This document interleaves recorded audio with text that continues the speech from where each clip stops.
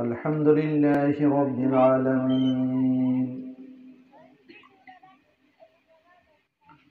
والصلاة والسلام على رسولنا الكريم وعلى آله وأصحابه أجمعين. أما بعد، أعوذ بالله من الشيطان الرجيم. بسم الله الرحمن الرحيم. قال الله تعالى: ألف لام ميم، ذلك الكتاب لا ريب فيه هدى للمتقين.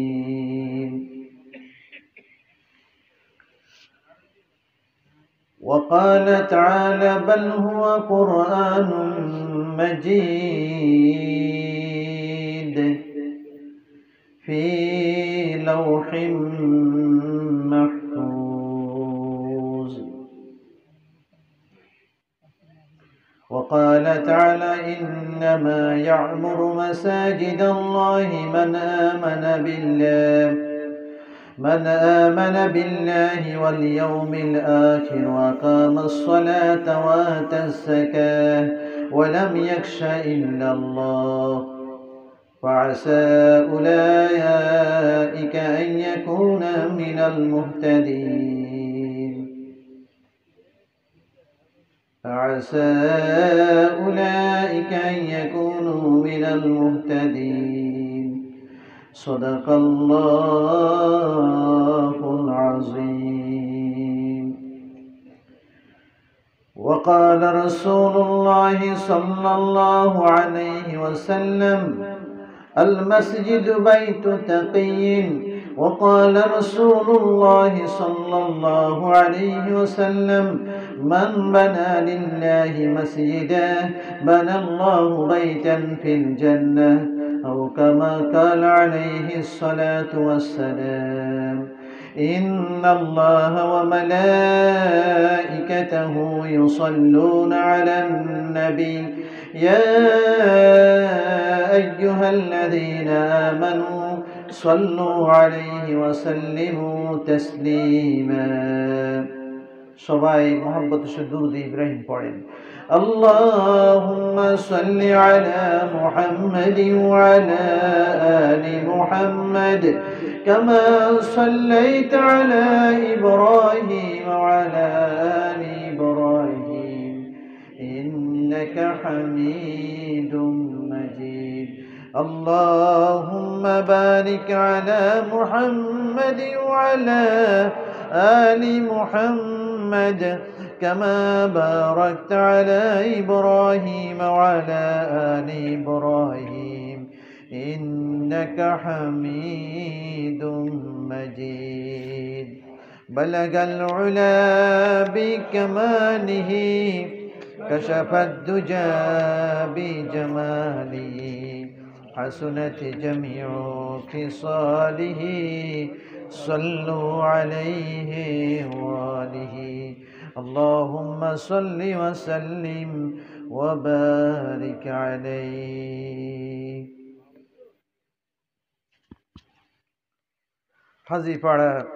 হাজারিপাড়া শান্তিনগর বাইতুল ফালা জামে মসজিদের উদ্যোগে আয়োজিত তাফসিরুল কোরআন মাহফিলের প্রথম বার্ষিক তাফসিরুল কোরআন মাহফিলের সম্মানিত সভাপতি আলহাজ হযরত মাওলানা শফিকুর রহমান সাহেব মিতুল্লাহ, সভাপতি ইসলাহুল মুসলিমিন কুমিল্লা জেলা শাখা। আজকের মাহফিলের প্রধান অতিথি জনাব আলহাজ খলিল রহমান মজুমদার সাহেব, চেয়ারম্যান ৫ নং সুবুর ইউনিয়ন পরিষদ। বিশেষ অতিথি, আমন্ত্রিত মেহমান বৃন্দ। আলোচনা করেছেন আমার পূর্বে হযরত মাওলানা মীর মোহাম্মদ আব্দুল ওয়াদুদ সাহেব, শিক্ষক পেশরা দাখিল মাদ্রাসা সহ অন্যান্য উলামায়ে কেরাম। মঞ্চে উপবিষ্ট উলামায়ে কেরাম, আমার সামনে বসা হুজ্জাজে এজাম, বয়োজ্যেষ্ঠ বৃদ্ধ বাবারা, রাত বেজে গেছে 9টা 20 মিনিট, অন্য সময় রাত 11টা। এত রাত্রে আমাদের দেশে একটা ট্রেডিশন হয়ে গেছে, মাগরিবের পরে বয়ানে কোনো লোক থাকে না, হুজুর ছোট মোটো হুজুর একজন দিয়ে, আপনাদের দৃষ্টিতে ছোট হুজুর, আমাদের দৃষ্টিতে বড় হুজুর, ওকে দিয়ে কোনো রকম চিল্লে পাল্লা, 4-5 জন থাকে, পোলাবাইন থাকে, এসা পর্যন্তই কোনো কেউই নেই। এসার পরে কিছু আসে, আর প্রধান মেহমান আসলে আরো কিছু আসে, এই একটা ট্রেডিশন। আর কিছু ওয়াজ চলে সারা রাত, সারাটা রাতে ওয়াজ চলে। ওই 4টার সময় আবার খিচুড়ি বিরিয়ানি যখন প্যাকেট দেয়, তখন আবার লাইন ধরে যায়, মহিলারা জাগায় দেয়, আরে প্যাকেট দিতেছে, তুমি শুয়ে রয়েছো কেন? মোটামুটি বলুন তো, 3টা-4টার সময় কি মানুষ ওয়াজ শোনার সময় না ঘুম যাওয়ার সময়? কথা বলেন না কেন? এখন যে আপনারা বয়ান শুনতেছেন, এই হুন্ডাটা একটু আওয়াজ বন্ধ করেন, এখন যে শুনতেছেন এই সময়টা রাতের, এখন যারা আমাদের দেশে খেটে খাওয়া মানুষ, এখানে শুনলাম মাওলানা শফিক সাহেব বলে অনেক গরিব মানুষ এলাকায় অঞ্চলে এসে বাড়ি করেছেন, নাম দিয়েছেন শান্তিনগর। আল্লাহু আকবার। আল্লাহ নামটা কি তুমি কবুল করো, আরো জোরে বলুন আমিন। মসজিদটা ছোট্ট একটা মসজিদ, একজন ইমাম সাহেব নতুন হয়েছে, আমাকে যুক্তিকো লাগিয়ে দাওয়াত দিলেন।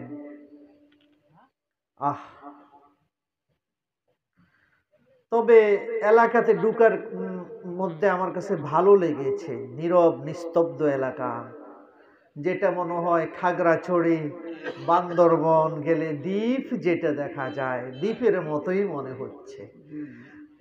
যদি আমার মনে হয়, আমরা তো এই এলাকার দ্বীপ দেখি না, এই দ্বীপ দেখতে হলে মনে হয় শান্তিনগরে আসা দরকার।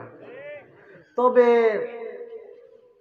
যে অবস্থা শুরু হয়েছে, এরকম দ্বীপের মধ্যে নির্জন এলাকায় গিয়ে ঘরবাড়ি করে থাকলে ইমান আকীদা রক্ষা করা যাবে, যা বুঝে আর কি, লক্ষণ বেশি ভালো বোঝা যায় না।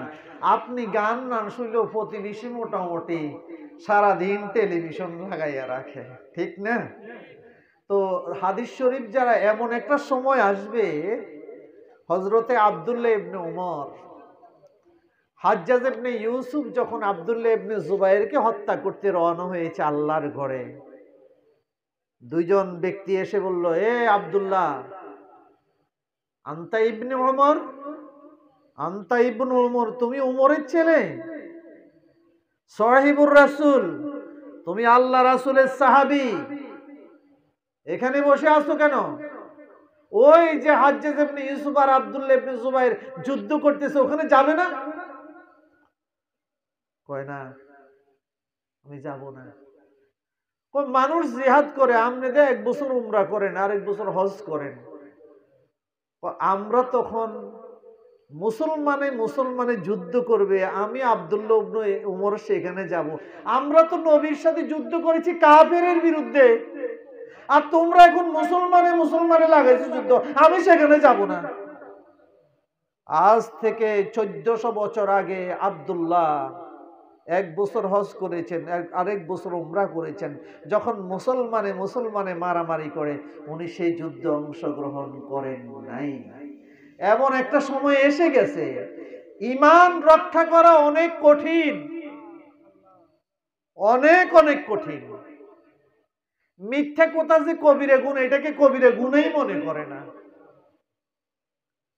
আর এত ওয়াজ, এত নসিহত, ফজরের সময় মসজিদে মুসল্লি খুঁজে পাওয়া যায় না। মসজিদ হবে, শান্তিনগর নামও দিয়েছেন বাইতুল ফালাহ, মোটামুটি মাশাআল্লাহ বাইতুল ফালাহ সফলতার ঘর, যেই ঘরে ঢুকলে সফলতা পাওয়া যায়, জান্নাত পাওয়া যায়। আল্লাহু আকবার বলেন। রাসূল বলেছেন, যেই ব্যক্তি সব সময় তাকে মসজিদে দেখবে, আসা যাওয়া দেখবে, তোমরা সাক্ষী দাও, মানে তার ঈমান আছে, এটা বোঝা যায়। মসজিদে গেলে বোঝা যায় তার ঈমান আছে, আর মসজিদে না গেলে বোঝা যাবে তার ঈমান নাই। কারণ একজন মুসলিম আর কাফেরের মধ্যে পার্থক্য হলো ফরকুস সালাহ। কাফের নামাজ পড়ে না, মুসলিম নামাজ পড়ে, এটাই পার্থক্য। এখন কিছু কিছু বাংলাদেশের বুদ্ধিজীবী বলে, লোকটা নামাজ না পড়লো অনেক ভালো। ওরে বাপরে বাপ, অনেক ভালো না? যে আল্লাহর অধিকারের মধ্যে খেয়ানত করে, সে অন্যের অধিকারও খেয়ানত করতে পারে। কথা ঠিক কিনা? অবশ্যই ঠিক। সুতরাং হতাশা হওয়া দরকার নেই। প্রথম কথা হলো, যারা এই এলাকায় এসেছেন, আপনারা খুব গরিব গুরাবা, আপনারা মনে হয় সমাজের একবারে গরিব গুরাবা মানুষ এখানে বাড়ি করেছেন, মনটা খুব দুর্বল না?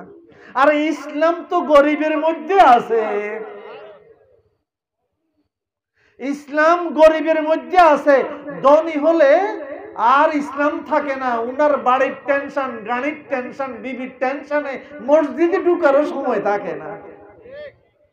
আর ইতিমধ্যে দেখতেছি, আগে দেখতাম অন্যেরা দেখি যে দুনিয়ার ফিকিরে বেশি, এখন আমার জিন্দিগি দেখিতে আলেম ওলামার সাথে চলে, উনারাও দুনিয়ার পেছে চিন্তা করতে, চুল দাড়ি সব সাদা করে ফেলছে, সারাক্ষণ দুনিয়ার টেনশন। আমি বলি, এটা কি? এটা কিসের আলামত? লক্ষণ তো ভালো বোঝা যায় না। সুতরাং আপনারা যারা এই এলাকা আছেন, এই এলাকায় বাড়ি করেছেন কারা কারা? হাত তোলেন। ওমা, এদের সঙ্গে তো অল্প কয়েকজনে না, সভাপতি বাড়িতে রয়েছে। লক্ষণ তো ভালো। বাড়িতে কেন? মাহফিল, মেহমান দাওয়াত দিয়ে মেজবান বাড়িতে নিয়ে বসে থাকে। এমনি কি নাকি লোক সংখ্যা কম? কোনটা? লোক আছে। ও ইসলামের সহি দাওয়াত এখনো পাই নাই। ও আচ্ছা, আল্লাহ কবুল করে, বলুন আমি। তবে আমি অনুরোধ করব, মাইকের আওয়াজ যতটুকু যায় দ্রুত গতিতে আসেন। আমি সর্বোচ্চ 60 মিনিট, এই আপনার বা সোয়া 1 ঘন্টা সর্বোচ্চ। আমি এত রাত্রে ওয়াজ কর, আমি কোথাও যদি মাহফিলে দাওয়াত দেন, আমি বললাম যে আমাদের বাদাল মাগরিব দিবেন, মাগরিবের পর। হুজুর কি বলেন? মাগরিবের পর তো মানুষই থাকে না। আমি বললাম এই সময় ওয়াজ করা দরকার, কারণ শ্রোতা এবং বক্তা উভয়ের মন মানসিকতা থাকে মাগরিব থেকে এশা পর্যন্ত। এশার পরে আমরা খানা পিনা খেয়ে ঘুম যাই, এটা ওয়াজের সময় নয়। এই দেশে তো সব ইসলামের যেটা বেজাল হিডে বেশি চলে, আসলটা সব মাটির দিকে চলে গেছে। কথা ঠিক কিনা? আর আল্লাহর ঘরে গেলাম, মসজিদে নববীতে ক্লাস করলাম মাগরিব থেকে এশা পর্যন্ত। বড় বড় শায়েখরা এরকম সিংহাসনে বসে আছেন, ওদের বয়ান বাদ আসর থেকে মাগরিব, মাগরিব থেকে এশা। আর বাংলাদেশে করাইতে 10টা না হইলে কি ওয়াজ জমেনি বেড়ে? এত তাড়াতাড়ি যাচ্ছেন। ঘুম গিয়ে কিয়ামত পর্যন্ত ওয়াজ শুনলো, আমনের কোনো উপকার হবে না। কথা কি বুঝে আসছে? এখন আমি যদি 1 ঘন্টা বয়ান করি, ঘুম না গিয়ে মনোযোগ দিয়ে কারা কারা বয়ান শুনবেন? শুনবেন তো? হাত নাও। আমি তো বলি নাই যে আমি 3 ঘন্টা বয়ান করব, সর্বোচ্চ 1 থেকে সোয়া ঘন্টা। প্রথম কথা হলো গরিবি হালাত।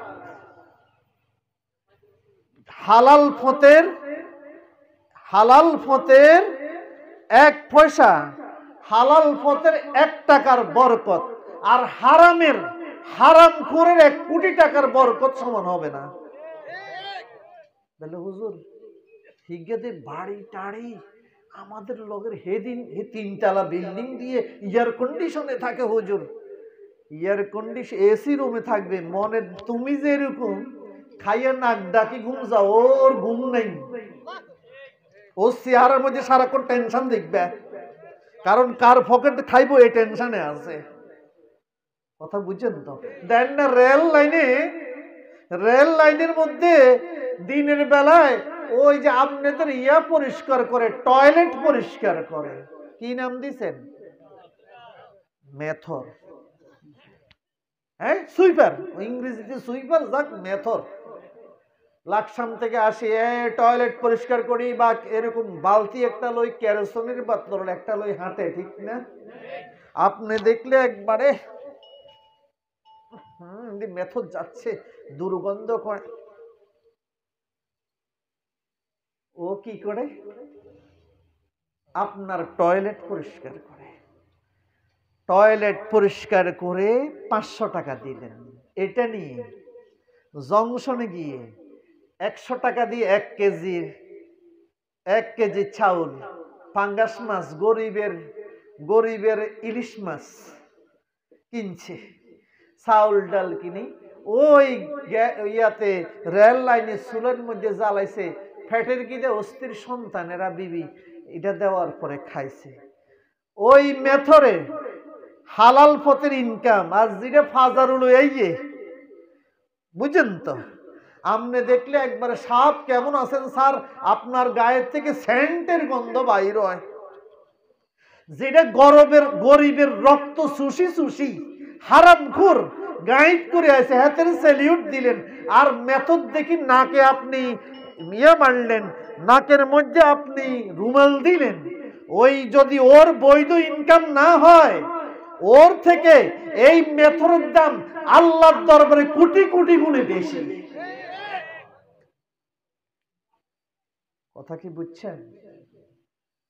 এখন তো টাকা না হইলে বেলা হুজুর, টাকা না হইলে ওনকে চলা যায় না, ওনকার বৈধ অবৈধের দরকার নেই, টাকার দরকার, শুধু টাকার দরকার।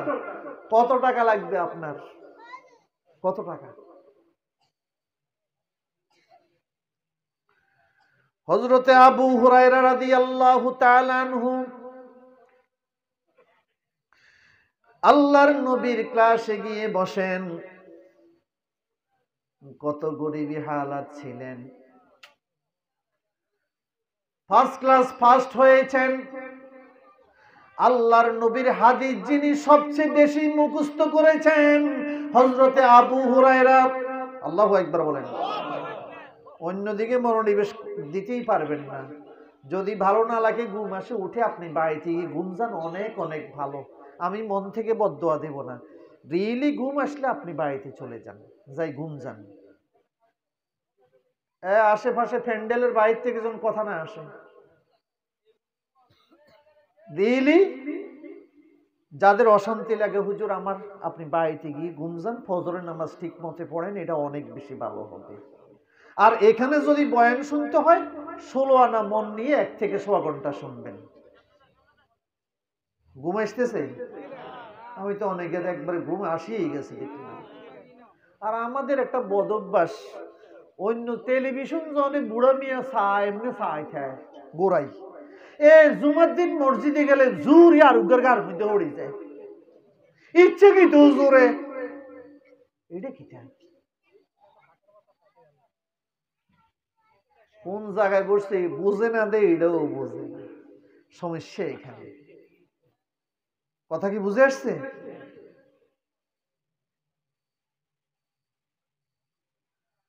আবু হুরায়রার নাম আব্দুল্লাহ আব্দুর রহমান আব্দুস শামস,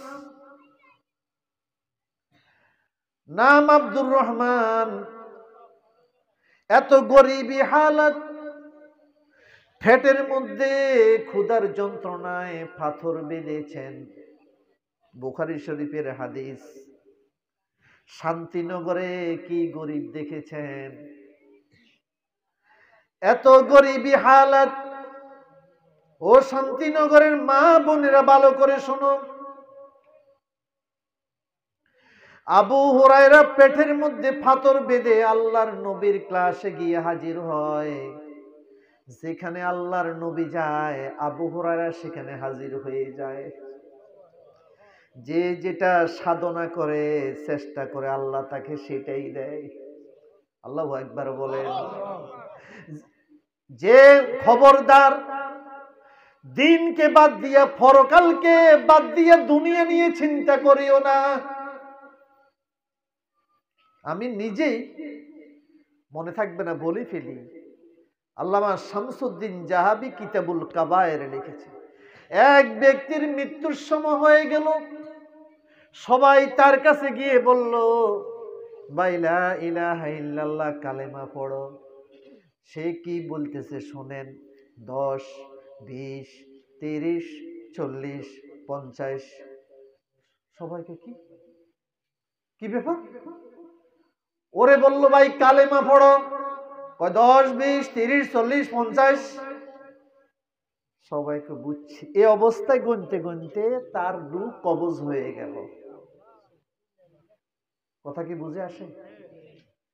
আরেকজনকে বলো কিতাবুল কাবায়ের লিখছে কালেমা পড়ো। সে দেখায় বোতল দাও বোতল দাও। সবাই বলল কি ব্যাপার? তাকে বললাম কালেমা পড়ো, ওকে বোতল দাও। মদ খেত, মদ খেতে খেতে মৃত্যুর সময় তার কালেমা নসিব হলো না, মদের বোতল ছায়, আর এই অবস্থায় তার রূহ চলে গেল। জোরে বলো নাউজুবিল্লাহ। ওই আল্লাহর ঘরের ইমাম শায়েখ কালবানি আজকে কয়েকদিন মিডিয়াতে আসতেছে। আল্লাহর ঘরের ইমাম, কালকে রাত্র উনার তেলাওয়াত শুনলাম, বিতিরের নামাজের কিয়ামুল লাইলের মুনাজাত শুনলাম। আর শেখ শায়েখ কালবানি এখন সিনেমার নায়কের অভিনয় করতেছে।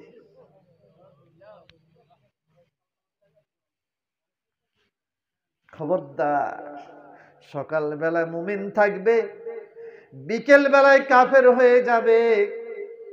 বিকেল বেলায় কাফের মুমিন থাকবে, সকাল বেলায় কাফের হয়ে যাবে। এমন অবস্থা মনে হয় এই অবস্থায় চলে এসেছে। সুতরাং সব সময় আল্লাহর কাছে দোয়া করতে হবে, আল্লাহ আল্লাহুম্মা নাব্বির কুলুবানা বিল ঈমান, আল্লাহুম্মা নাব্বির কুলুবানা বিল ঈমান। আল্লাহ আমার অন্তরকে ঈমানের নূর দিয়ে পরিপূর্ণ করে দাও।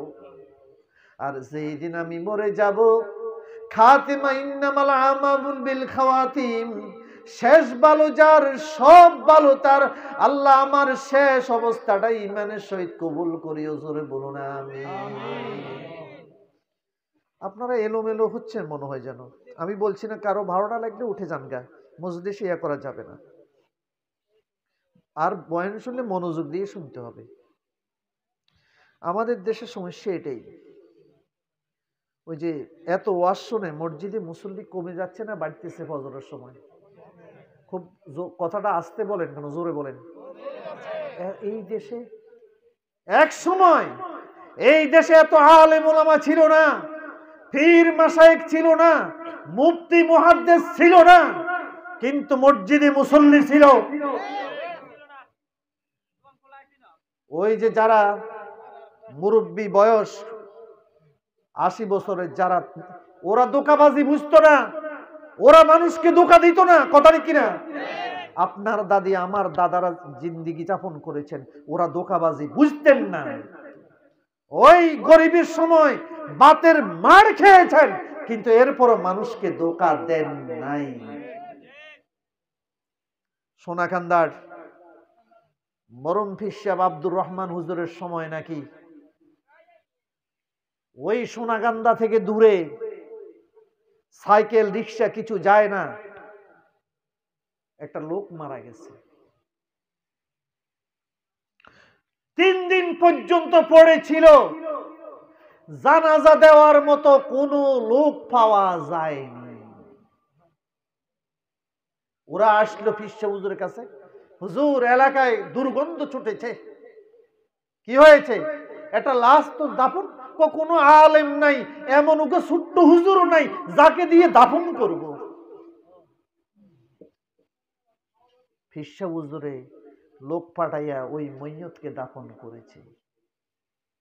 দেশ স্বাধীন হলো, আলেম ওলামা বাড়লো, পীর মাশায়েখের সংখ্যা বাড়লো, মুফতি মুহাদ্দিসের সংখ্যা বাড়লো, কিন্তু ধোঁকাবাজের সংখ্যা বাড়ছে না কমছে? মিথ্যাবাদীর সংখ্যা বাড়ছে না কমছে? কারণটা কোথায়? কারণটা কোথায়?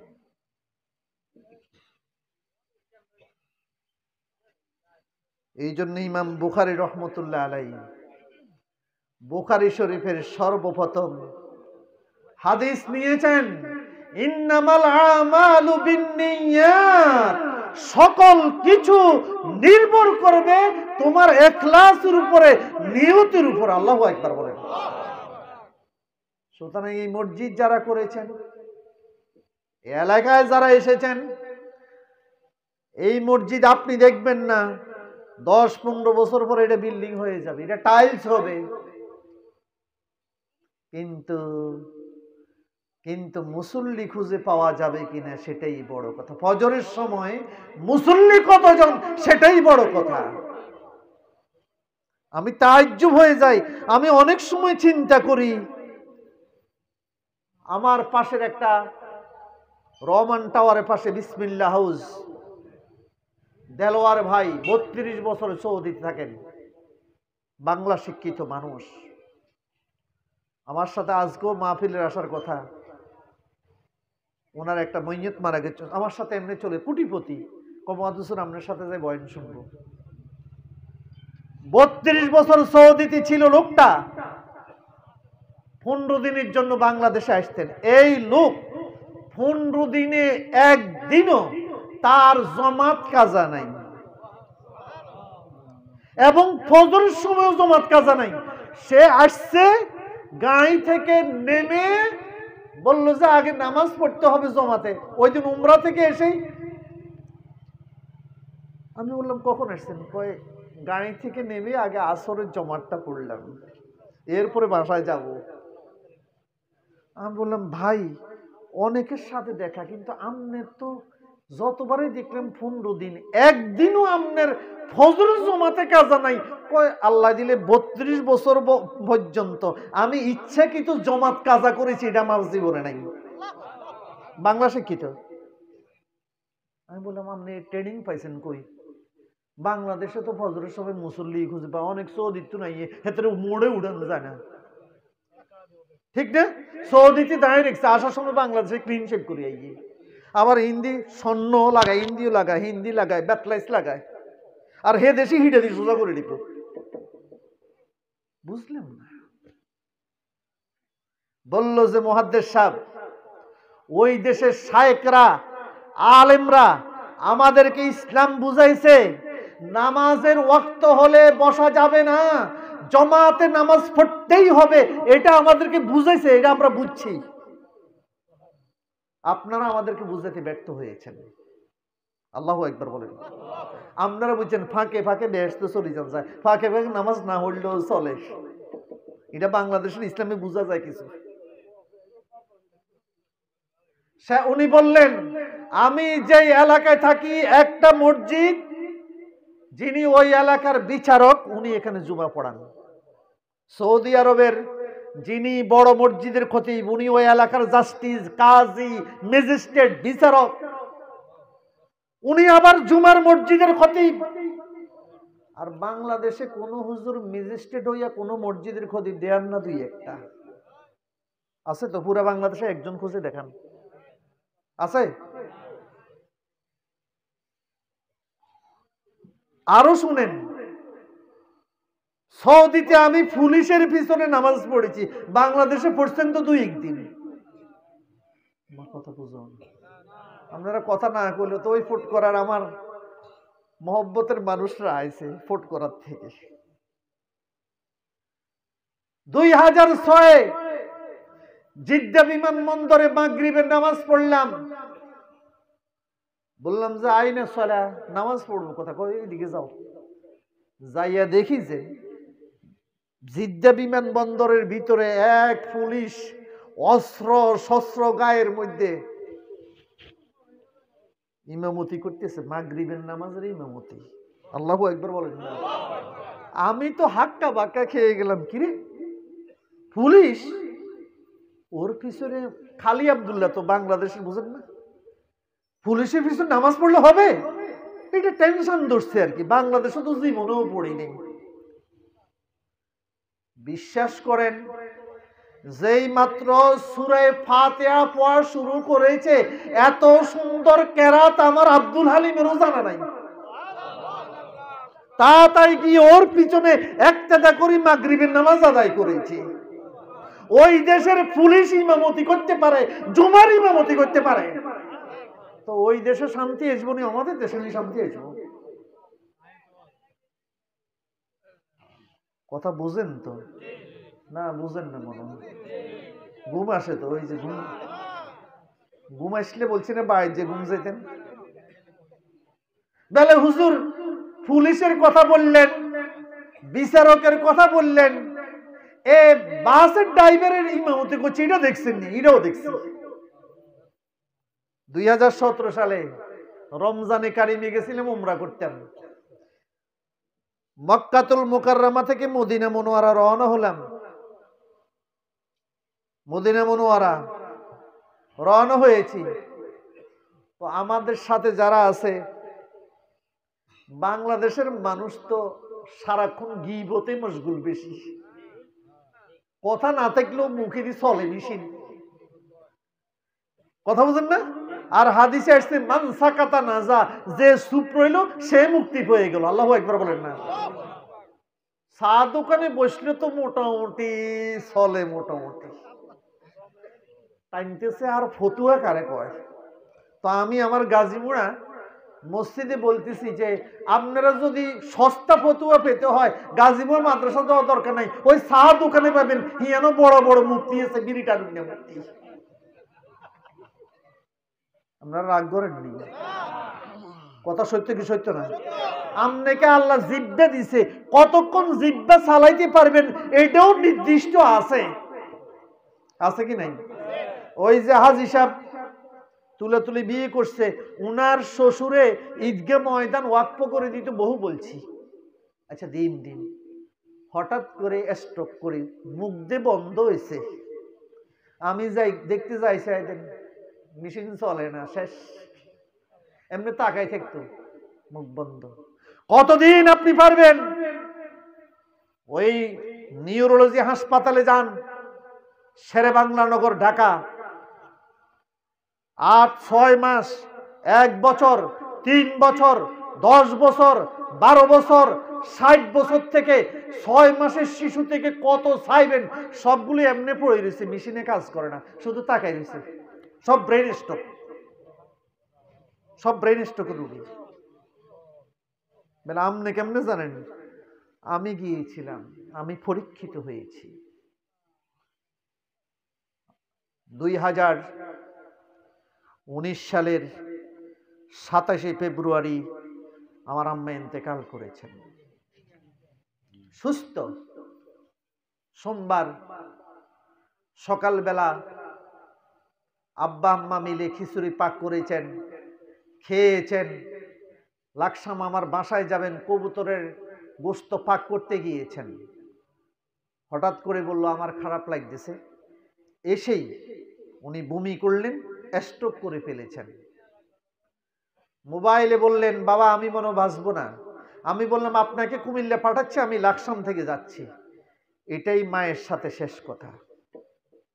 এই যে ব্রেন স্ট্রোক হলো, কুমিল্লা নিলাম, পঞ্চনন দাস বলল উনার স্ট্রোক করে মাথায় এত রক্তক্ষরণ হয়েছে, গরু জবাই করলে যেরকম রক্তক্ষরণ হয় মাথার ভিতরে এরকম রক্তক্ষরণ হয়েছে। আল্লাহর দেওয়া মেশিন কতদিন চালাবেন? জিহ্বা আল্লাহর দেওয়া, হাত আল্লাহর দেওয়া, এটাকে উল্টা পাল্টা চোখ আল্লাহর দেওয়া, এটার পাওয়ার আল্লাহ দিয়ে দিয়েছেন। কতদিন চলবে, কতদিন চালাইছেন, কোন কাজে চালাইছেন, সবগুলোর হিসাব দিতে হবে। ولا تقف ما ليس لك به علم إن السمع والبصر والفؤاد كل أولئك كان عنه مسؤولا إن السمع والبصر والفؤاد كل أولئك كان عنه مسؤولا ও বান্দা তোমার কান তোমার চোখ তোমার অন্তর কোনটা কত মিনিট কত সেকেন্ড কত ঘন্টা কোন কাজে ব্যয় করেছ কিয়ামতের ময়দানে প্রত্যেকটার হিসাব আলাদা আলাদা দিতে হবে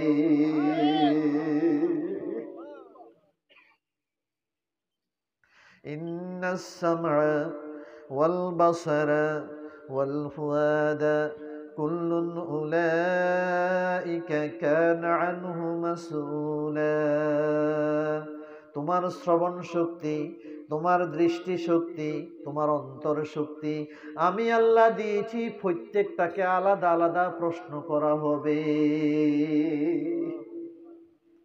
মোবাইল কত ঘন্টা দেখেছ সিনেমা নাটক কত ঘন্টা দেখেছ মা বাবাকে ফাঁকি দিয়েছ রাতকে রাত ফরমে অন্য নারীর সাথে কথা বলেছ দুনিয়ার মানুষকে ফাঁকি দিয়েছ ওয়াল্লাহু আলিমুম বিযাতিস সুদূর ওয়াল্লাহু আলিমুম বিযাতিস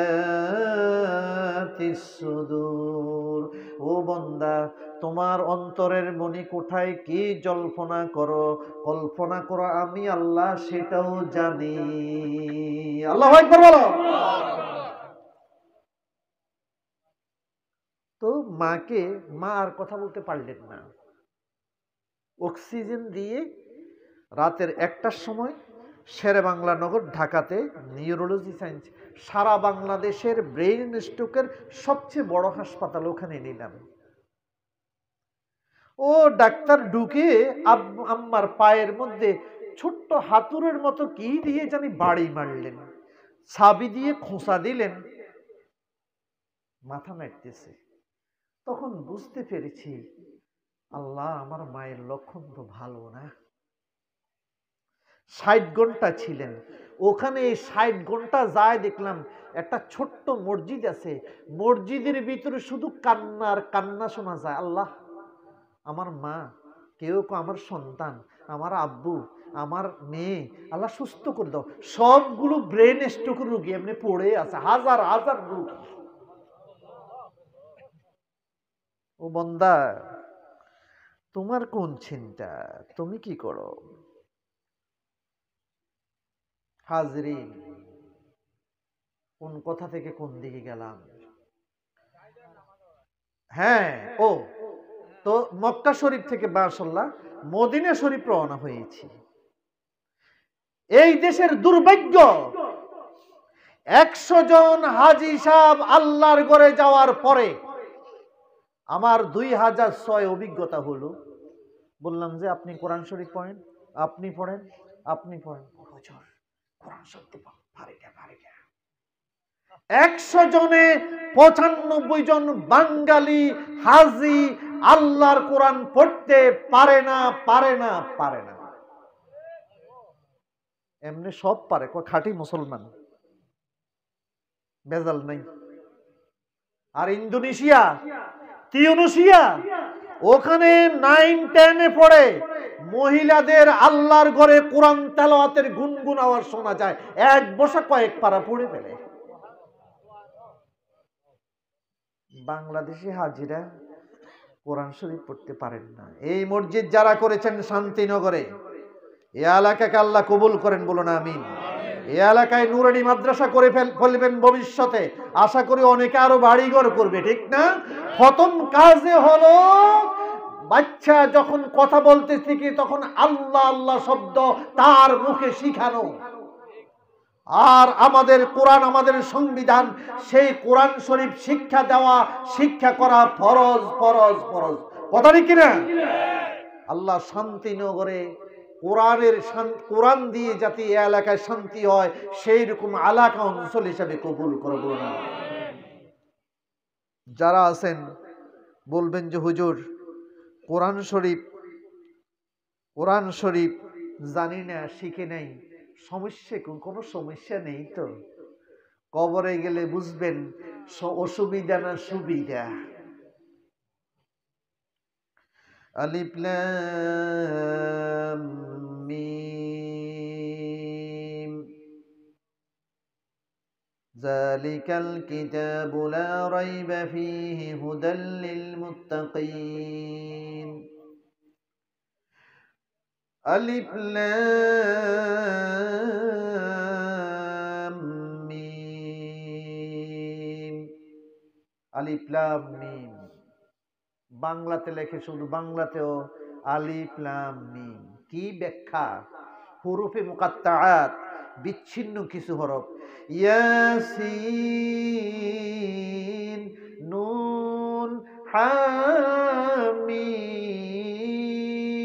কিয়ামত পর্যন্ত যত মুফাসসির আসবে কি অর্থ বুঝিয়েছে কেউ ব্যাখ্যা করে শেষ করতে পারবে না। আল্লাহু আলামু বিমুরাদিহিম, আল্লাহই জানেন এগুলি কি অর্থ। পৃথিবীর কোন মুফাসসিরের পক্ষে সম্ভব নয় এটার ব্যাখ্যা করা। আল্লাহু আকবার। যালিকাল কিতাবু লা রাইবা ফীহ, এটা ওই গ্রন্থ,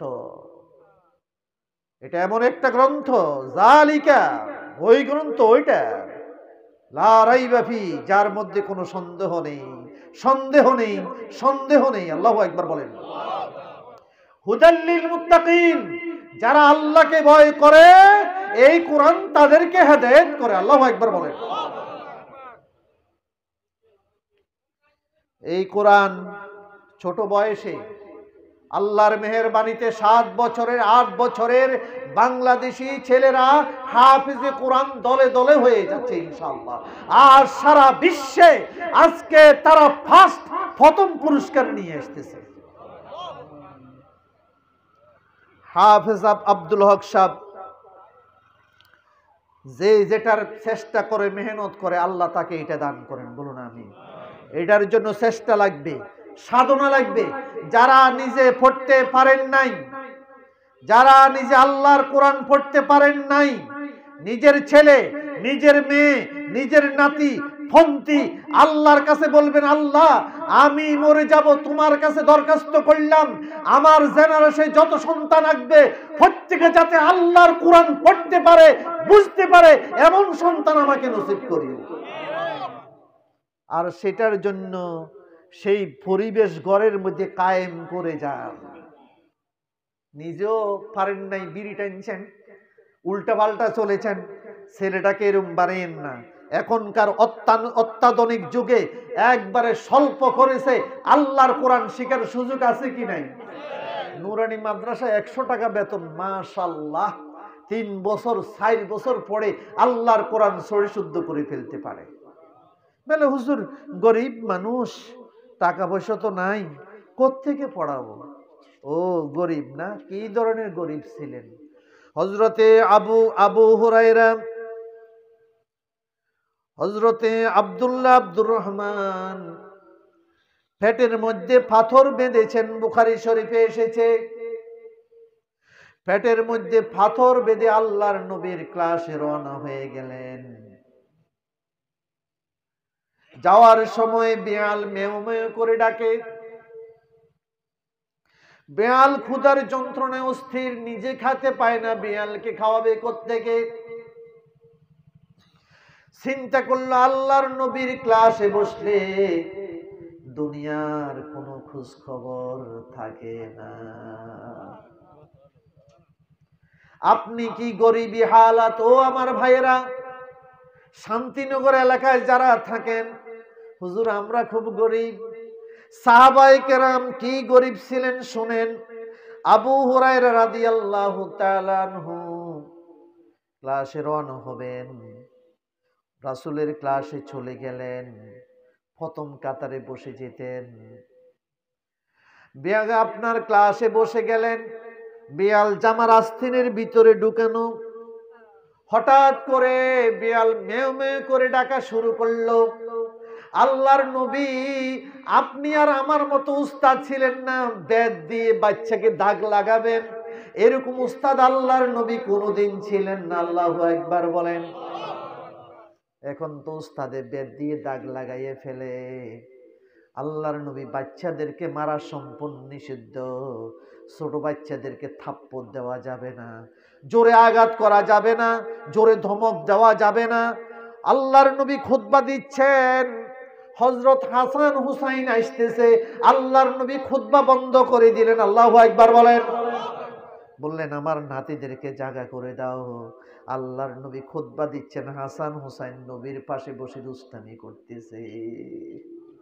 আরেকদিন নামাজ পড়েছেন, নাতি কাঁদে উঠে গেল সেজদা অবস্থায়। আল্লাহর নবী চিন্তা করলেন, নানারে ঘোড়া বানাইছে, ঘোড়া তো আর চড়তে পারে না, আজকে বেশি করে চড়ল। সেজদা আগে দিতেন 5 মিনিট, আজকে 10 মিনিট দিয়ে ফেলেছেন। নামাজ শেষ করে সাহাবায়ে কেরামকে বললেন, ও আমার সাহাবায়ে কেরাম, তোমরা কিছু মনে করিও না, আমার নাতিরা ঘোড়ায় চড়তে পারে না, আজকে নানার ঘাড়ে চড়ে ঘোড়ায় উঠেছে, এই জন্য সিজদা একটু বেশি দেরি হয়ে গিয়েছে। কি ইসলাম আমাদেরকে দিয়ে গেলেন, আর আমাদের মা বোনরা বাচ্চাকে এমন জোরে থাপ্পড় দিয়ে ডাইরেক্ট পেশাবে করে দেয়। আছে কি নাই? এই জন্য এটা কয়দিন পরে বিড়ি খায়, গুল খায়, মদ খায়, গাঁজা খায়, কারণ ছোট বয়সে নির্যাতন অতিষ্ঠ হয়ে গেছে, আদর জীবনে পায় নাই। আল্লাহর নবী বললেন, কুমিয়া আবা হুরায়রা, কে আছো বিড়ালের ফিতা দাঁড়াও। বলল হুজুর আমি। আল্লাহর নবী মজাক করে নাম দিছেন কুম, ইয়া আবা হুরায়রা, হে ছোট্ট বিড়ালের ফিতা তুমি দাঁড়াও। আল্লাহু আকবার বলেন না। আবু মানে ফিতা, হুরায়রা হিজরাতুনে তাসগীর, ছোট্ট বিড়ালের ফিতা। নাম হলো আব্দুল্লাহ, নাম হলো আব্দুর রহমান। আল্লাহর নবী নাম দিয়েছে আবু হুরায়রা। আর দুনিয়ার সকল মুহাদ্দিস জানেও আব্দুর রহমান বললেন, দুনিয়ার ও সাহাবায়ে কেরাম, এখন থেকে আমাকে আবু হুরায়রা ডাকো। আল্লাহর নবীর মুখ থেকে যেই নাম দিয়েছে এটার মধ্যে বরকত আছে। আল্লাহু আকবার বলেন। হাদিসের মধ্যে এখন যত হাদিস পাই সব আনাবি হুরায়রা, আবু হুরায়রা, সবচেয়ে আল্লাহর নবীর জীবনী, আল্লাহর নবীর জীবনী, আল্লাহর নবীর সিরত যিনি সবচেয়ে বেশি বয়ান করেছেন উনি হচ্ছেন হযরতে আবু হুরায়রা। এমনি হয়ে গেছে। দুনিয়ার সাহাবায়ে কেরাম বললেন, আবু হুরায়রা এত বেশি হাদিস বর্ণনা করে কেন? আমি হাদিসটা একবার পেয়েছি, এখন খুঁজে পাচ্ছি না। একদিন ক্লাসে বসে গেলেন, আল্লাহর নবী চেহারার দিকে তাকায় বললেন, এইদিকে আসো আবু হুরায়রা, তুমি সব সময় আমি নবী যেখানে যাই তুমি সেখানে গিয়ে হাজির হয়ে যাও, কোনদিন আমার কাছে কোনো কিছু চাও না, আজকে কিছু বলো আমি তোমার জন্য দোয়া করে দেব। আল্লাহু আকবার বলবেন না? ঘুম এসে গেছে? আবু হুরায়রার সামনে এগিয়ে গেলেন, আল্লাহর নবী বলেন, কি দোয়া করব তোমার জন্য, কি চাও? আমনে হলে বলতেন, হুজুর ছেলে 3টা গেছে ইটালি। আমার একবার এক মুরব্বী নিল, হুজুর এই 3টা করছি বিল্ডিং, 3 ছেলে ইটালি গেছে, সামনের বছর ছোটরে পাঠাই, কত দোয়া করি।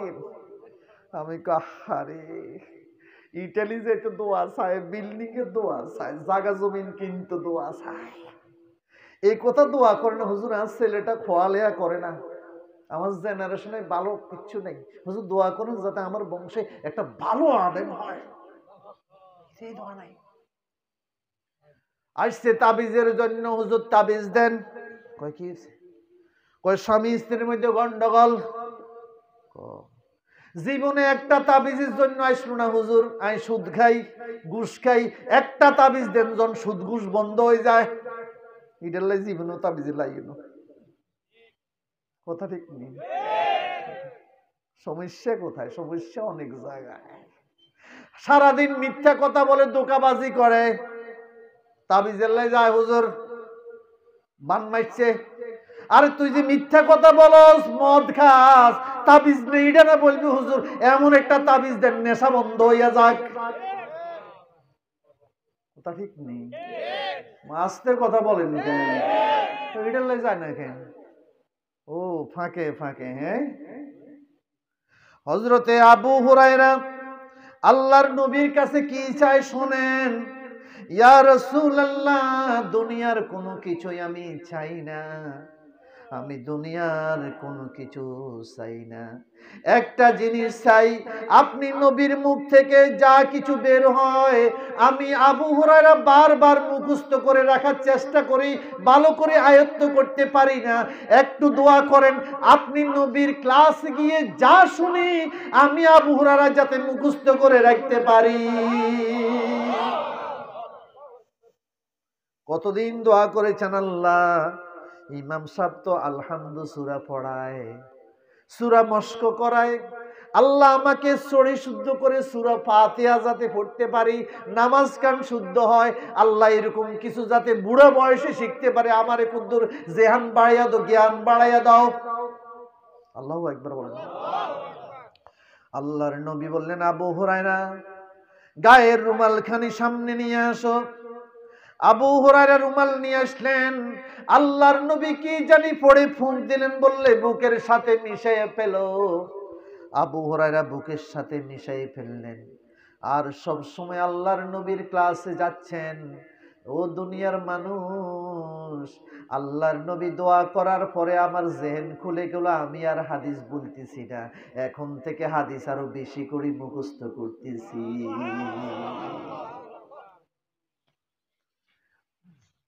যে যেটা চাইবেন আল্লাহ তাকে সেটাই দিবে, তবে দুনিয়া খুব ওয়ান টাইম,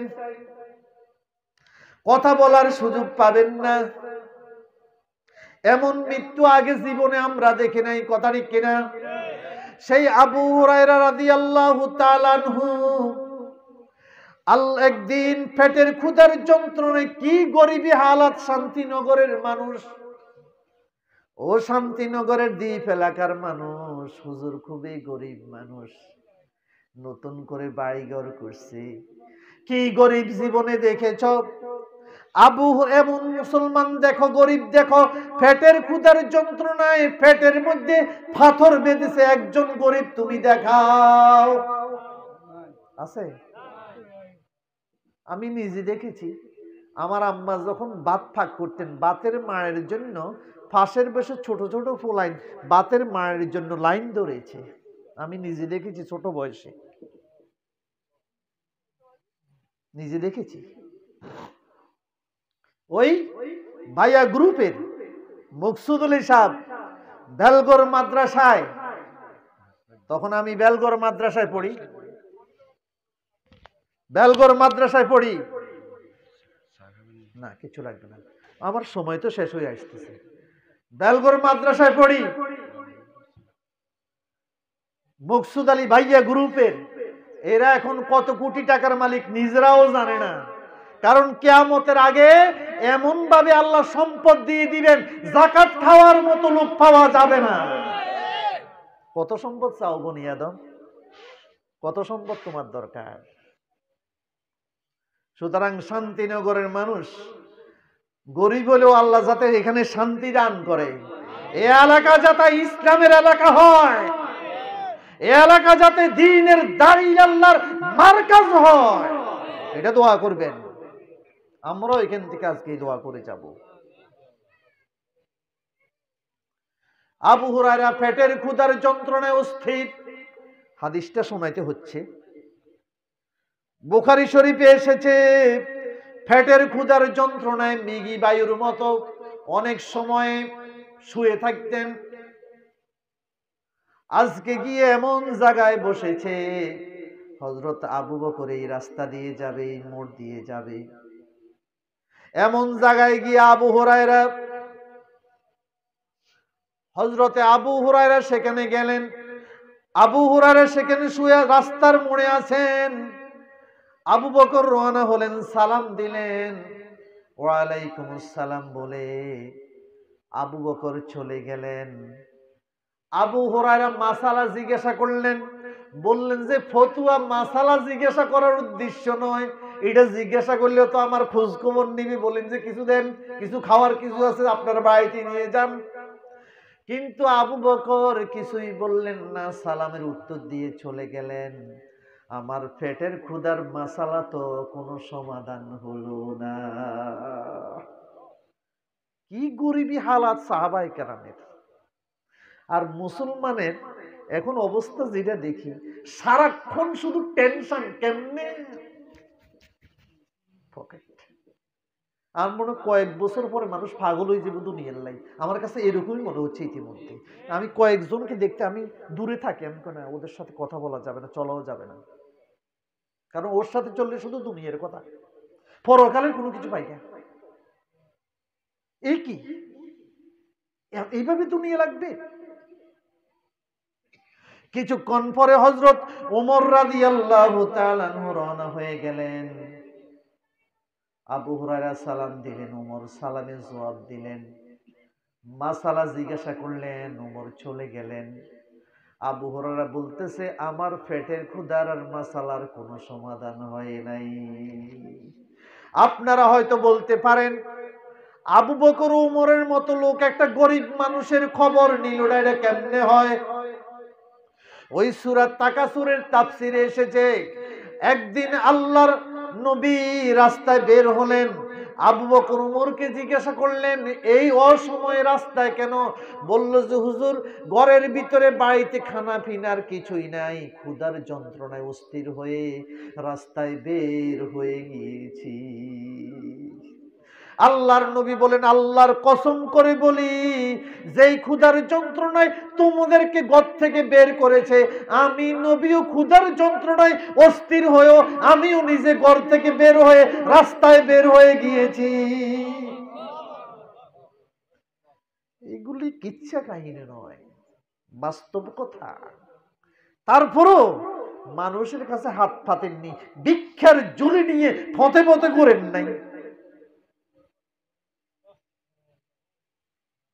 ঘুম আসতেছে না?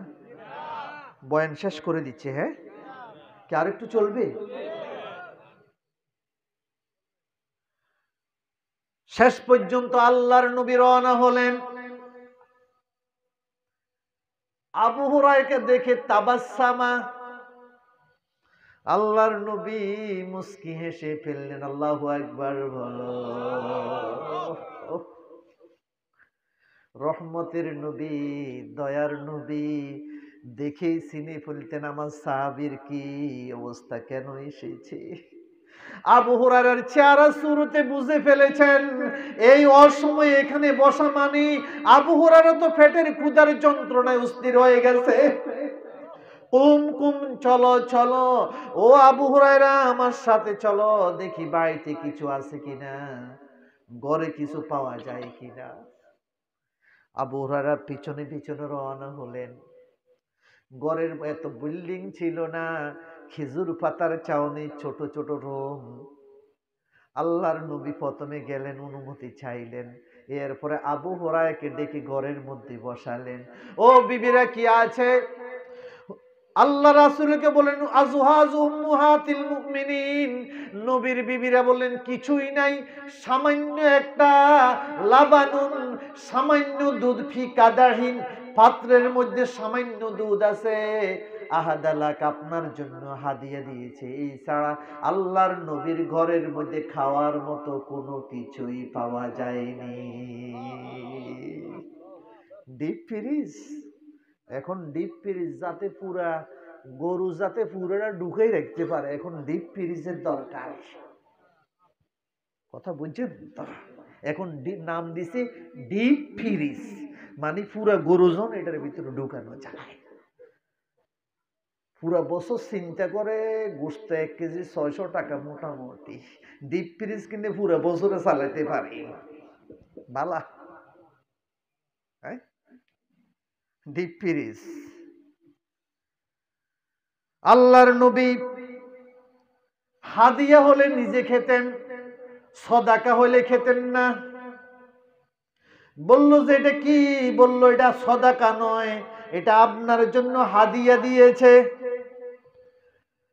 আল্লাহর নবী বললেন কুম আবা হুরায়রা, ওঠো ওঠো যাও। হুজুর কোথায় যাব? দুধ তো একটু, এটা তো আমি আবু হুরায়রা কিছুই হবে না। কই ওই আমার মসজিদের বারিন্দার মাঝে 70 থেকে 72 জন পরিবার নাই, বাড়িঘর নাই, কিচ্ছু নাই। গরিব দে এত গরিব, পড়বে এরকম জামা কাপড় নাই। ও শান্তিনগর সব গরিব না? খুব গরিব। কিসের গরিব? কোথায় গরিব আমি তো দেখি না। ধনের ধনে ধনী নয়, মনের ধনে ধনী। কথা ঠিক না? গরিব। আহা, আল্লাহর নবী বলেন আবু হুরায়রা, আমার 70 জন 72 জন আহলে সুফফা, যাদের বাড়ি নাই, ঘর নাই, বিবাহ করার মধ্যে কোনো সমর্থ নাই, বাড়িতে গিয়ে ছোট্ট ঘর থাকবে, ঘরও নাই, জায়গা নাই, জমিন নাই, কিচ্ছু নাই। আল্লাহু আকবার বলেন না। এগিন কিচ্ছা কাহিনী নয়, এগিন বান্দরের কিচ্ছা নয়, এগিন সহি হাদিসের কথা, বুখারী শরীফের কথা। বাড়ি নাই, কিছুই নাই, ওরা ক্ষুধার যন্ত্রণায় কষ্ট পাচ্ছে, ওদেরকে নিয়ে আসো। আল্লাহু আকবার বলবেন না। হালাল খানার বরকত। আমার মসজিদে আমি বলে দিয়েছি, যাদের ইনকামের ভিতরে ভেজাল আছে আমারে দাওয়াত দিয়েন না আল্লাহর রাস্তে, কারণ আমনে ধরা খাইবেন। আমারে দাওয়াত খানা কোনো ফরজ নয়, আমনের হালাল পথে ইনকাম করা ফরজ। তো যাদের ইনকামে ভেজাল আছে এরা আমরা দাওয়াত দিয়েন না। দাওয়াত কমে গেছে মোটামুটি, আমি মোটামুটি এখন রিল্যাক্সে আছি। আমি বলছি আমার ঘরের মশারির ডাইল আর গোলা আলুর ভর্তা দিয়ে খেলে আমার ফ্যাট খুব ভালো থাকে, কিন্তু আমনেগো কারো কারো ঘরে খাইলে আমার ইঞ্জিনে পুরো ডিস্টার্ব দেখা দেয়। আগেরকার বুজুর্গরা এই জন্যে কেটলি সাথে লোক রাখতেন, নিজেরা ফাঁকাইতেন, খানা খাইতেন না। ওনরা তো বাসা টাসা নাই, চলে মানে কথা বুঝেন নাই। আহা, কালকে নুরুল ইসলাম জিহাদি সাহেবের বক্তব্য শুনলাম, কয় যে আমরা যখন ওয়াজ করেছি সারা বাংলাদেশে, মারা গেছেন 2-3 দিন আগে, কয় ফিরা চিনেননি?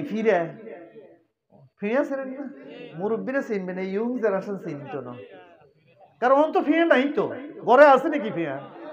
আছে, অনেক ঘরে নাই। তো আমরা যাইতাম গেলে, কই ভাই আপনাকে ফ্রিয়া আসিনি? আছে। কৌকে ফ্রিয়া দাও। হুজুর কিনলে আইসেন? তোমরা 3-4 জন আসেনি? আছে। আমি ফিয়ার মধ্যে বই তোমার কুদুর ওয়াজ করি যে আমি আল্লাহ আইসি ডাকাতুর। এইভাবে সারা বাংলাদেশে মানুষদেরকে ইসলামের দায়ী আল্লাহর কাজ করছি। 60 জনের সামনে ওয়াজ করছি, 60 জনে আল্লাহ দিলে আল্লাহ হেদায়েত করে ফেলেছে। আর এখন লক্ষ জনতার সামনে ওয়াজ করে মসজিদ ফজরের সময় মুসল্লি খালি, মসজিদে কোনো মুসল্লি পাওয়া যায় না। কোথায় গেল সেই রুহানিয়ত? কোথায় এত ওয়াজ? কারণটা কি? বেজাল শুধু অন্যদের মাঝে ঢুকে নাই, আমাদের ভিতরেও বেজাল ঢুকে গিয়েছে।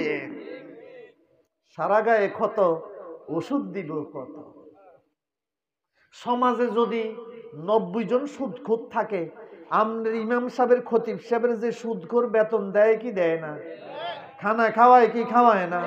তো আমার গাজীপুর মসজিদে আমি জুমা পড়াই, আমারে বলতেছে হুজুর উগ্গা সুদখোর আর এতে আমারে বাসার যাই দাওয়াত দিছে, একবার 2তলা 3তলা উঠে, হুজুর কি কি আমার দুনোগা ছেলে মেয়ের আঁকি কেন? আচ্ছা আমার সম্ভাবনা কম, আমি যাওয়ানো সম্ভব হবে না, হুজুর আরজু করি। এবেন আমার মসজিদ কমিটিকে বলেছি ওই সুদখোরের বাড়িতে খাওয়া যাবে না। ডাইরেক্ট নিষেধ। মসজিদে 10,000 টাকা দিয়েছে সে, কত বড় সাহস। আমার হুজুর টাকা, আমি কই এটা ওর টাকা নেওয়া যাবে না। হুজুর কো টয়লেটে, হ্যাঁ কো টয়লেটে লাগানো যাবে। টাকা টাকা ফাইলেই খাবেন না, গরিব মানুষের ইনকাম হালাল। আল্লাহু আকবার বলো। সুতরাং রাতারাতি বিল্ডিং করে কোটিপতি হবেন, সব পৃথিবীর কেউ কোনোদিন চিরস্থায়ী থাকবে না। কথা ঠিক কিনা? আল্লাহর কাছে হিসাব দিতেই হবে। কথা ঠিক কিনা? হযরতে আবু হুরায়রা রাদিয়াল্লাহু তাআলা আনহু, আল্লাহর নবী বললেন আহলে সুফায় যাও ওদেরকে নিয়ে আসো। মনে আছে তো? আবু হুরায়রা হালাল পথের মধ্যে কি বরকত। শান্তিনগরে মা ও বোনেরা কৃষিকাজ করেন, শ্রমিক মানুষ, রিক্সা চালান, সিএনজি চালান, তোমার ইনকামটা সম্পূর্ণ হালাল, এতে কোনো সন্দেহ নেই।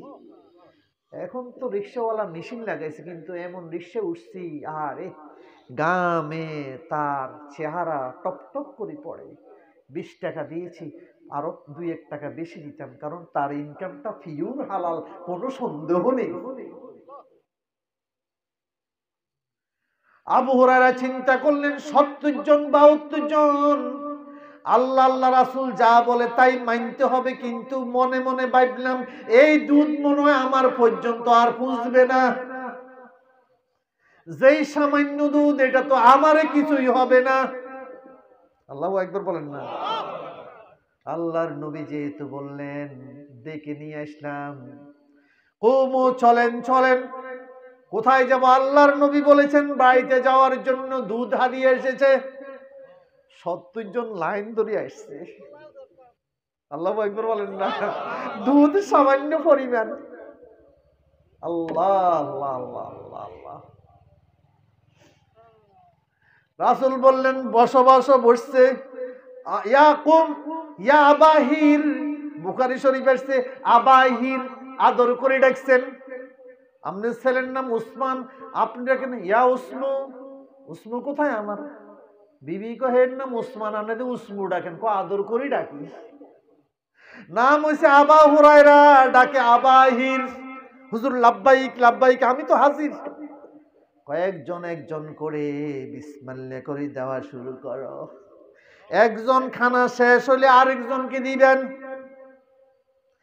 আবু হুরায়রা বলেন নিজ হাতে একজন একজন করে দুধ দেওয়া শুরু করে দিলাম। আরো হুজুর আল্লাহু আকবার। একজন খানা শেষ হলে তৃপ্তি সহকারে খেয়েছে, আরেকজনকে দিলাম। উনি তৃপ্তি সহকারে খেয়েছে, আরেকজনকে দিলাম। দিতে দিতে সবাইকে দিয়ে শেষ করে ফেললাম, এখনো দুধ বাকি রয়ে গেছে। আল্লাহর নবী বললেন আবু হুরায়রা, বাকিয়া আনা ওয়া আনতা, তুমি আর আমি বাকি রইছি না। হুজুর কিন্তু জানেন কে কে বাকি আছে। আল্লাহর নবী বললেন বাকিয়া আনা ওয়া আনতা, আবু হুরায়রা আমি আর তুমি বাকি রইছি, আর তো কেনই বাকি নাই। জি হুজুর আমি আর আপনি বাকি আছি। আবু হুরায়রা সাম্মিল্লাহ, বিসমিল্লাহ বলো, খাওয়া শুরু করো। খাইতেছে খাইতেছে খাইতেছে, আরো খাও। খাইছে, আর একটু খাও। খেয়েছে, আরো খাও। হুজুর আল্লাহর কসম করে বলি, এই পেটের ভিতরে দুধ জায়গা দিবে এমন কোন জায়গা আমার পেটের ভিতরে আর নাই। গরিব মানুষ, শান্তিনগর। কিসের গরিব?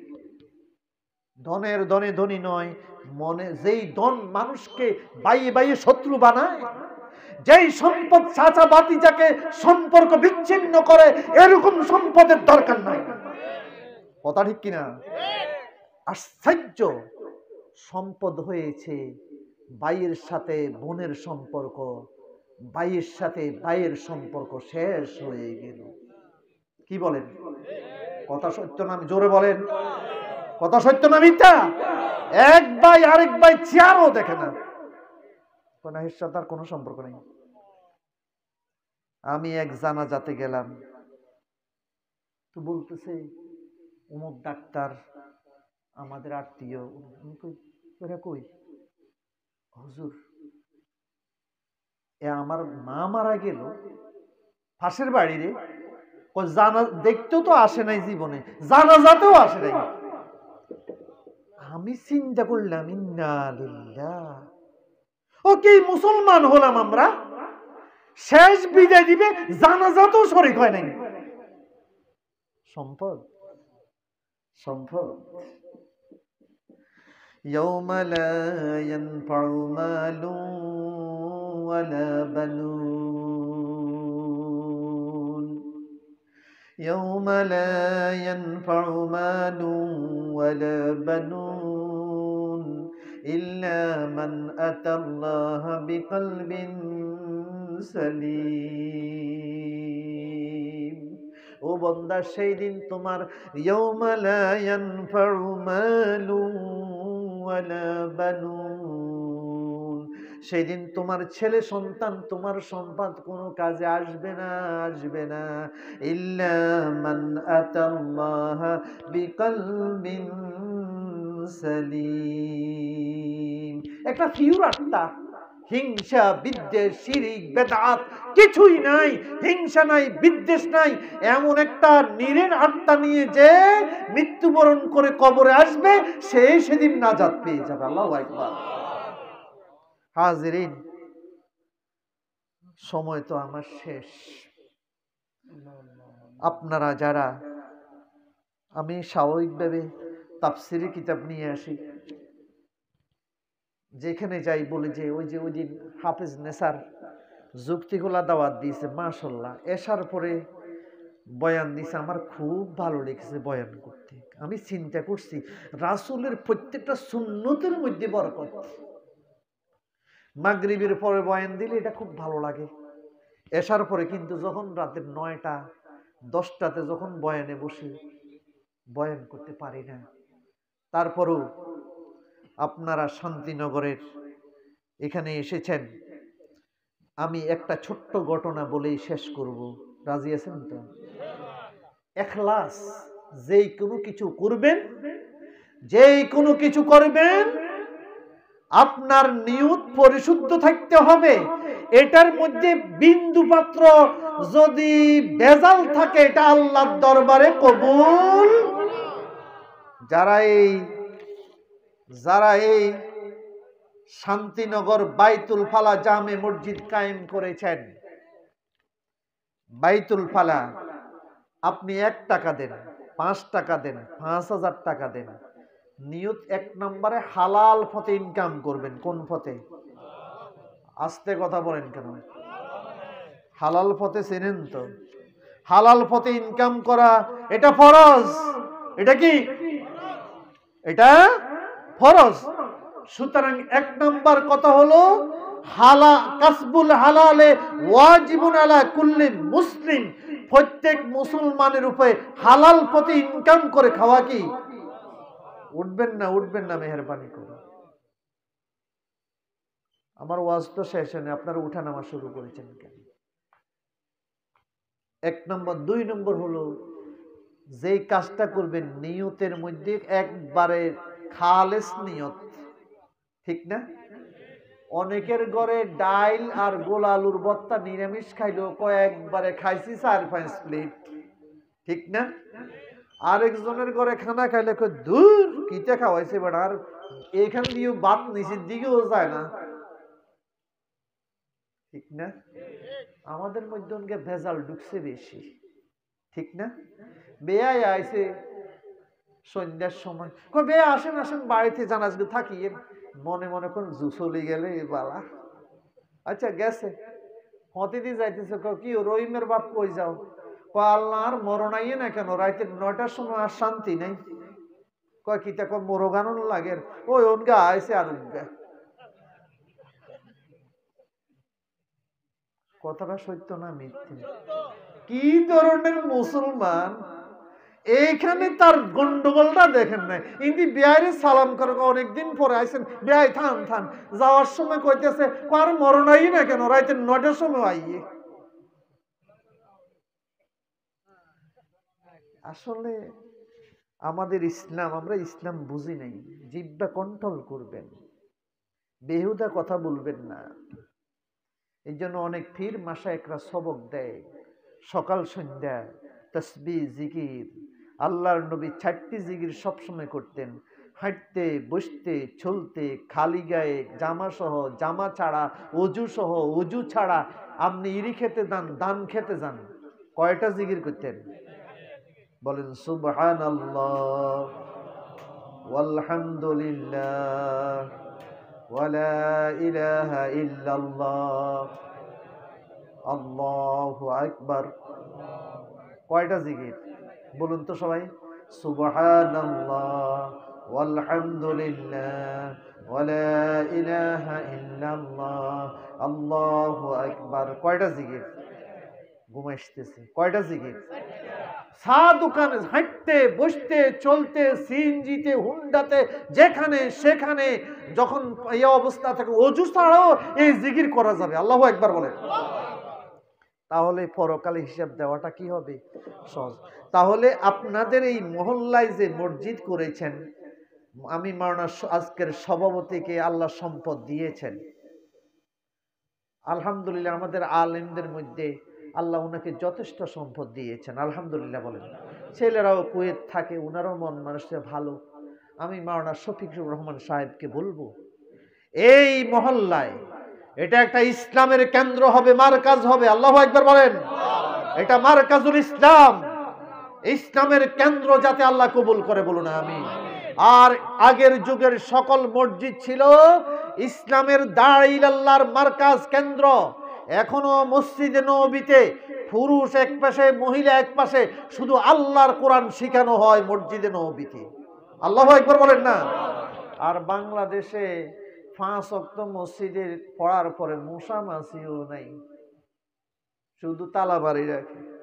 আর আল মসজিদে নববীতে সারাক্ষণ শুধু নামাজের পরে শুধু তাফসীর, হাদিস, কোরআনের।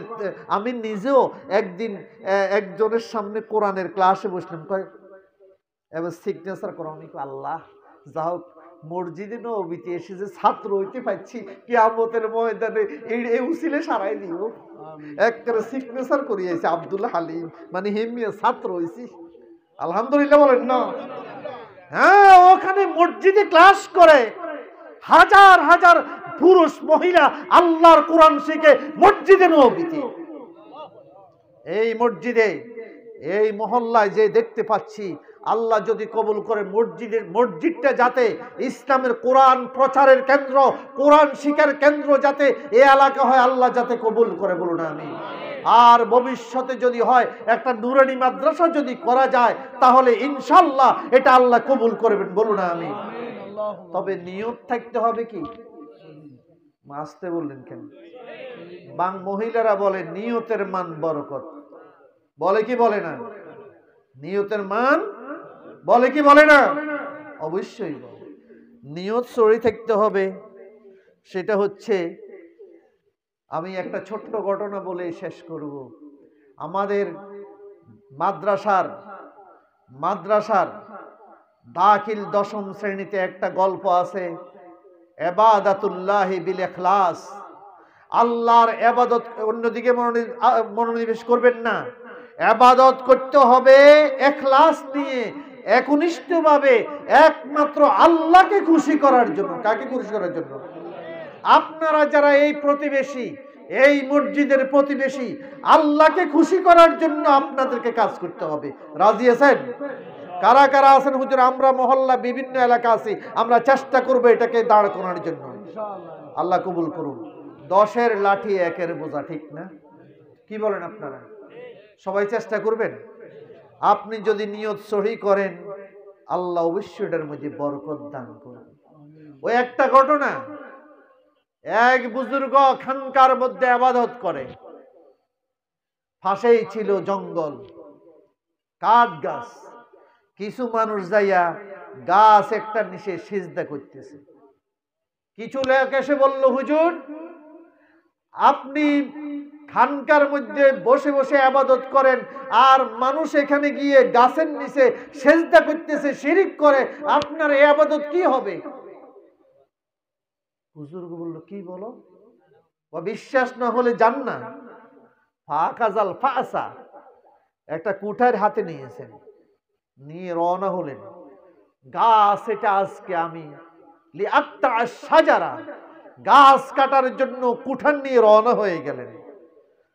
পথের মধ্যে ভালো কাজ করতে গেলে তো শয়তান বাধা দেয়। ফারাফাকাহুশ শয়তান, খপ করে শয়তান ধরে ফেলেছে।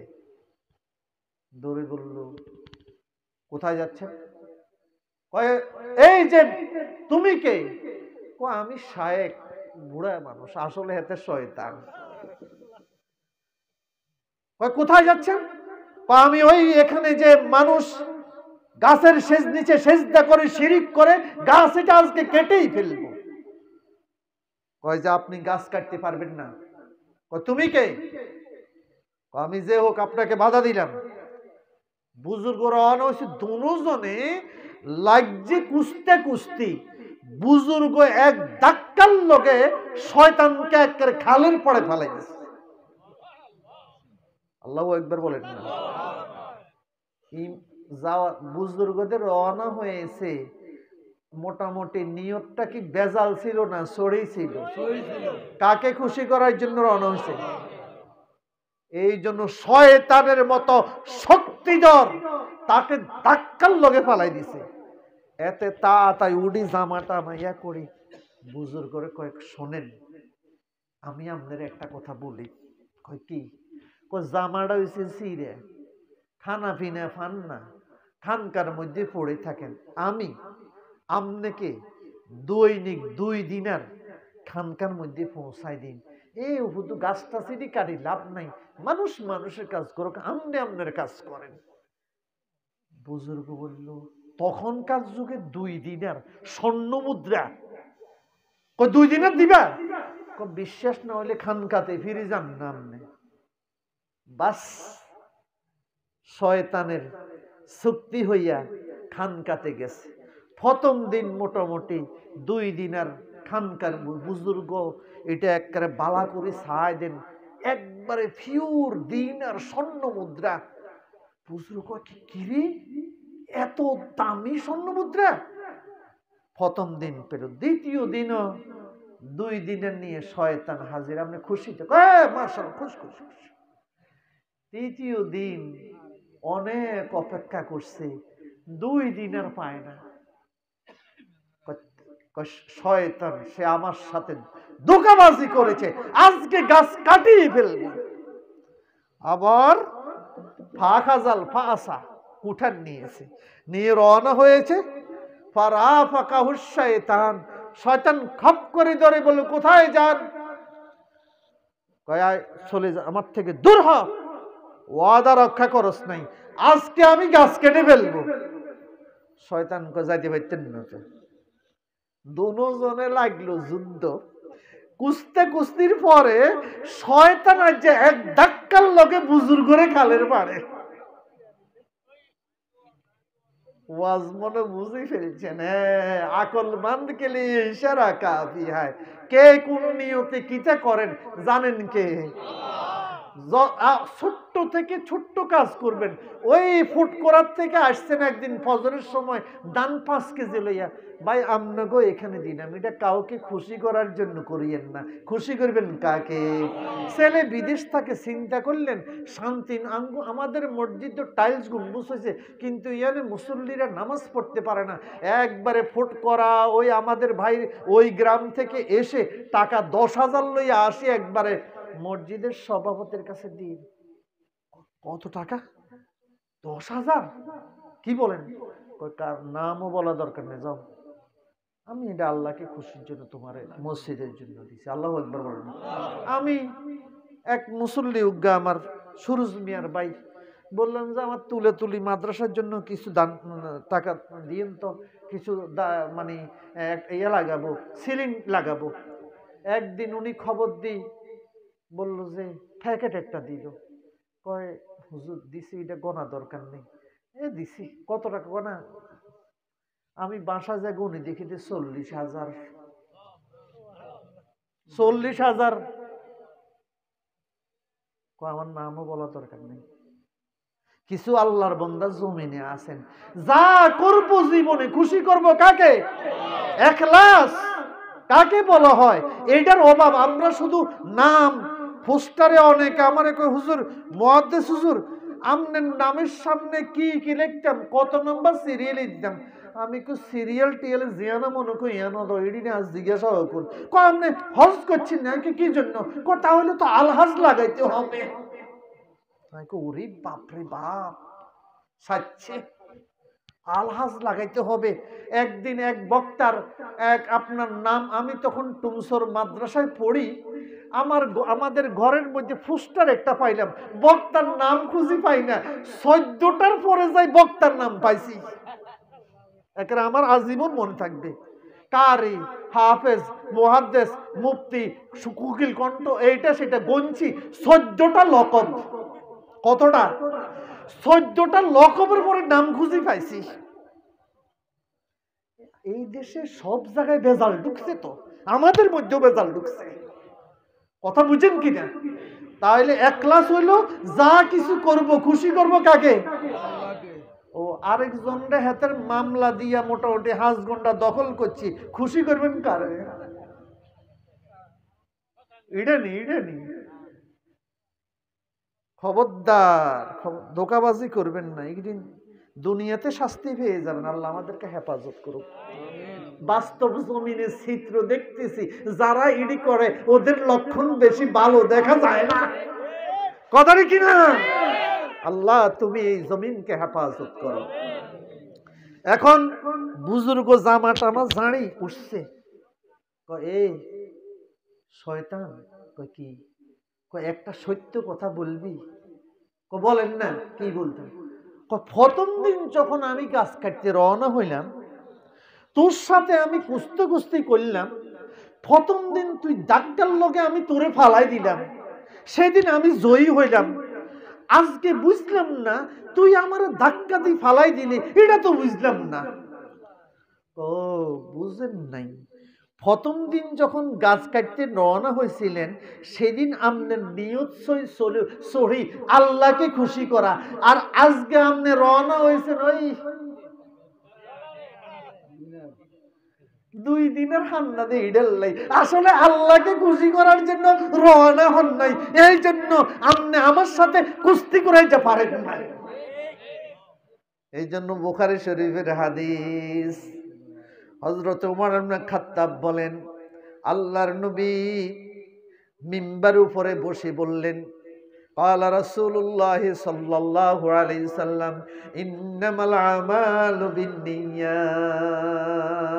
সকল কিছু নির্ভর করবে নিয়তের উপরে। কিসের উপরে?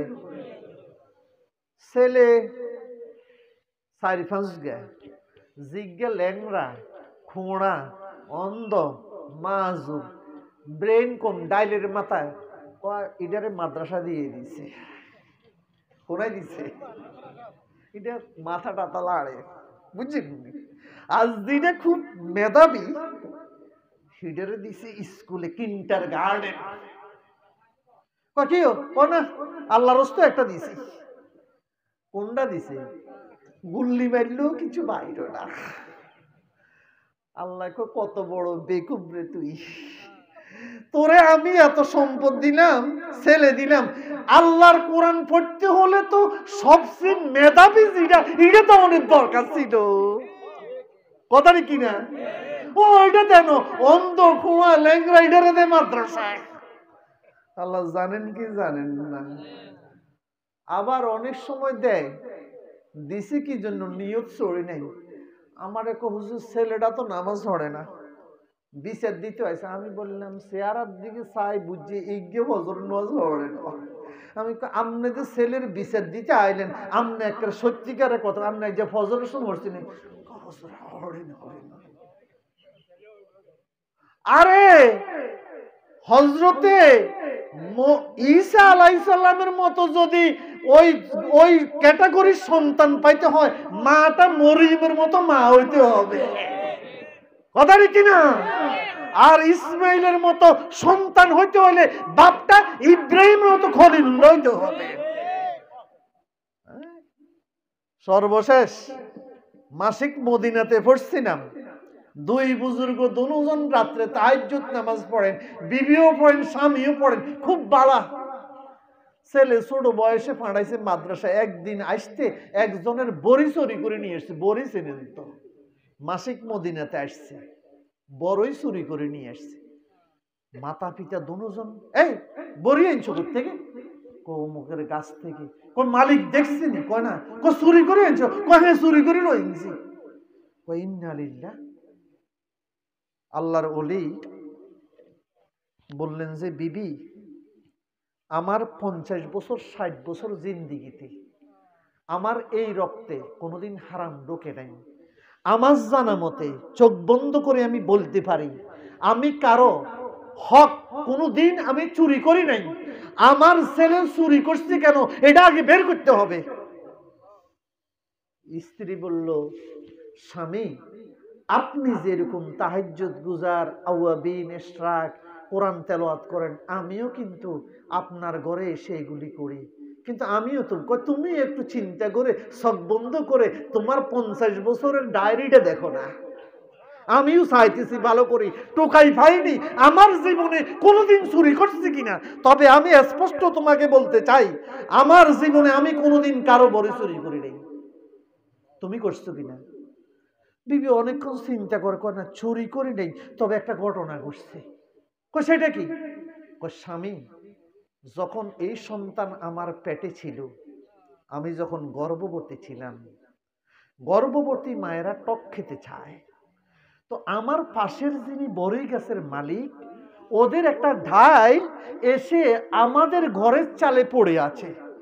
তো একদিন হঠাৎ করে খুব ইচ্ছে করতেছে, 3-4টাতে বড়ি খাইছিলাম, কিন্তু মালিকরে কিন্তু বলি নাই। এখন বুঝতে পেরেছি আমার ছেলে কেন বড়ি চুরি করেছে। ওই গর্ভবতী অবস্থায় যদি ওই মালিকরে বলে যদি বড়ি খেতাম, আজকে আমার ছেলে বড়ি চুরি করতো না। ওয়াজ আমার এখানেই শেষ।